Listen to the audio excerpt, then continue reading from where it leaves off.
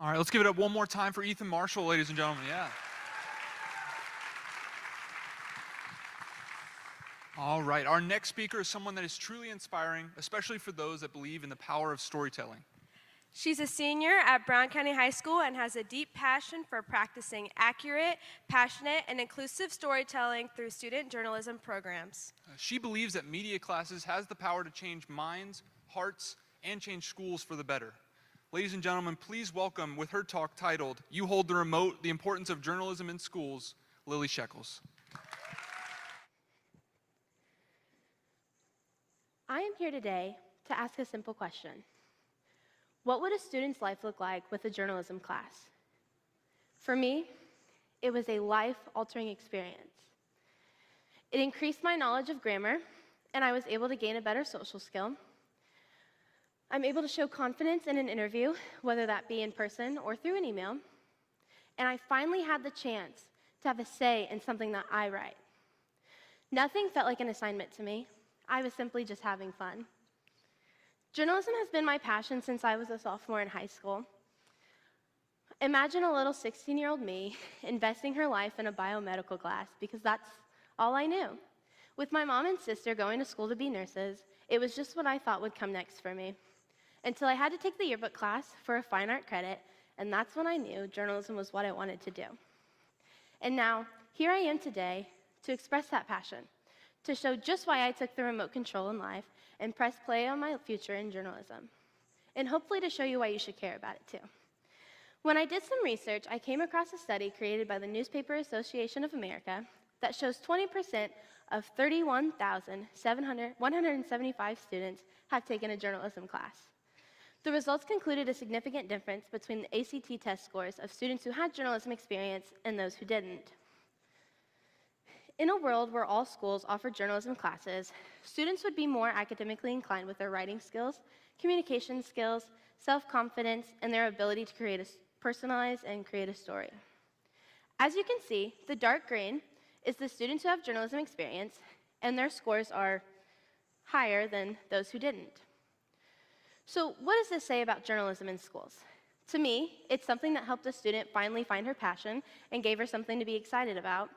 But it also helps students academically in their test scores. It increases their knowledge in so many different ways.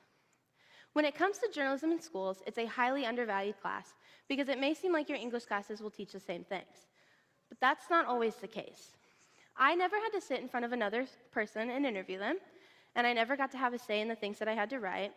But with my journalism class, I do. And that's not to say English isn't necessary, because it's literally the first step needed when writing a journalism story. So it's nice to have classes that play into each other rather than against each other. Where English teaches formal grammar, journalism spins it to give it a media feel. English teaches us how to write all the nonfiction and fiction genres in books, and journalism is how to write the real facts and news. With English, you get essays, and in journalism, you get newspapers. So while they are different, we wouldn't have journalism if we didn't have English. So now let me take you through what we can call the soft skills of journalism. In journalism, one of the most crucial forms of communication is through email. Whether it's an interview I'm not able to do in person, or just communication back and forth with my editors and internship advisor, I always say I send more emails in a day than I do texts, and I'm only 18 years old. So it's very important to have the skills to write a strong and formal email. The first thing I do in an email is I greet the recipient and make a clear introduction of who I am, what I'm emailing for, and why I wanted to do an interview. So now, take the skills you learn about a formal email and put that into what it would look like to have to use it in the adult world. You may need to write a professional email for your job. In college, emails can be super helpful with communication. You're communicating with your professors and getting references, and maybe scheduling an interview where you want to seem professional because first impressions do matter. Another one of the soft skills that are valuable in life is time management. Time and deadlines are super important when it comes to journalism. If you're writing for a newspaper, creating a yearbook spread, or planning an interview, it all comes down to a deadline. I have a deadline every Thursday, and I need to have my story sent to my editors before noon. If I don't get that story in, I don't have a feature for the next week. Not only would that inconvenience my editors, but I have to think about the time I put into planning all my future stories and how I have to push everything back. May 10th is the deadline for all yearbook spreads to be done. If they're not done, they won't get published, then that's a waste of all the students and parents who paid a pretty penny for an unfinished book. I make sure to plan interviews a week in advance to help spread out the time frame between when I get the answers to write the story to when I actually write the story. So that's why there's no conflict between those times. So now, take this and think about a work paper. You don't want to submit that late. Or an essay for college, or even just a piece of homework. This skill is so important in life, and yet can be learned in a yearbook class. I will always say yearbook class is one of my favorite classes, and language arts is one of my best classes. The reason yearbook is my favorite class is because of the freedom I have when I'm creating a page, writing a story, or creating questions for a sidebar. It's by far the most relaxing and freeing experience I have ever had. And it's all because it's my choice. It's my page, it's my ideas, and it's my name in the byline. If you can't tell by now, I am referencing another soft journalism skill. Having the ability to create something in your own words is an amazing skill to utilize in life. I want you to think about when a teacher told you not to copy off somebody. I'm betting they told you to use your own words. That's exactly what this is, the ability to use your own words. In an essay, you're not going to copy off someone. On a report based on your knowledge, you're not going to ask your coworkers for the answer. So having this skill will help you when it comes to writing things that involve your own words. I believe that one of the most amazing things about journalism is all the different career paths it offers within itself. First, you have graphic design. A graphic designer is someone who creates a visual concept, like logos or advertisements.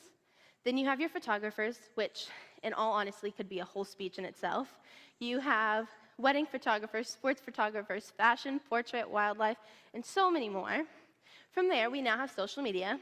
And yes, social media is a very important form of journalism because not everybody looks for the newspaper anymore. So journalism has to be accessible to everyone, including social media users. Marketing, taking a journalist's spin on distributing a brand's content.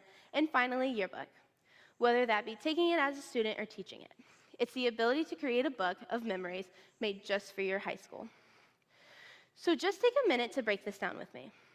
We have journalism. Then within journalism, we have a plethora of different skills and career paths, all made up into small things. That's 5 and more career paths schools look right over. As I mentioned, journalism is not for everyone, but it could be for a lot more students if it was even an option in schools. Now, you have heard me talk about my deadlines, interviews, and how journalism is in fact for me. And the reason why is because I had the amazing opportunity to intern with our local Brown County newspaper and have learned the ropes of journalism before I even take my step into college. Have you guys ever seen those TikTok Get Ready With Me videos? If you have, I thought, how fun would it be to write a story with me?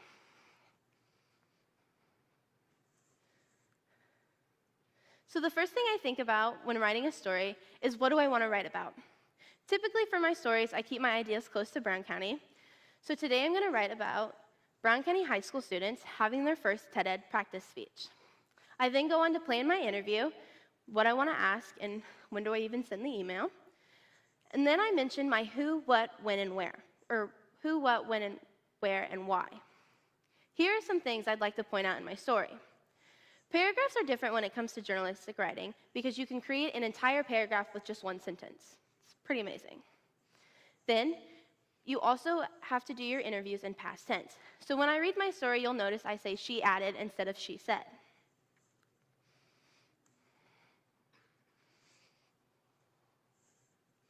My story reads, Brown County High School TED Ed students prepared their first ever speech practice on Monday, April 15th with a BCHS TED Ed luncheon. The event allowed the TED Ed club members to bring family and friends to hear firsthand the speeches they have created on topics they are most passionate about.